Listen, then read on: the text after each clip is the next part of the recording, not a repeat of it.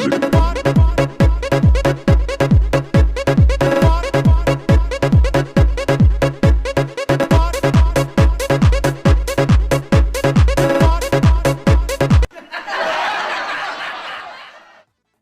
əzizlər, hər vaxtınız xeyir olsun. Mən Hüseyn Quluzadə, yanımdakı isə Kütbeyin qardaşım Sinan Əzizlidir. Zarafat edirəm ha. Buyurun Hüseyn müəllim. Mən 3 gündür həyecandan yata bilmirəm. Çay qədsizdir, amma yəni o dərəcədə həyecanlı, dəhşətli bir şey mən kəşf eləmişəm. Ay özünə gəl, ay kişi, video çəkir. Sizdən də xahişim olur ki, videonun sonuna qədər izləyin ki, mənim bildiyimi siz də biləsiniz. Yəni mən deyəsən yeni bir şey kəşf eləmişəm, adım tarixə düşəcək buna görə. Siz də indi buna şahid olacaqsınız. Bunu az adam bilir, hətta heç kim bilmir məncə. O əla bir şeydir. Sən verilişliyim burada, əsləmə vaxtı.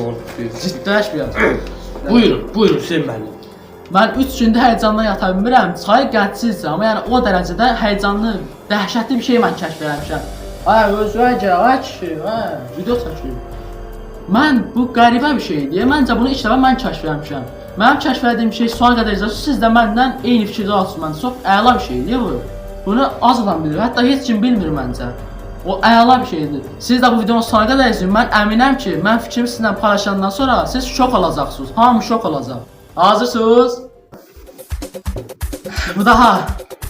Mən bunu təzə kəşf eləmişəm. Bu mənim ilk kəşfimdir. Yəni bunu kartofa sürtəndə belənçi, kartofun qabığı soyulmuş.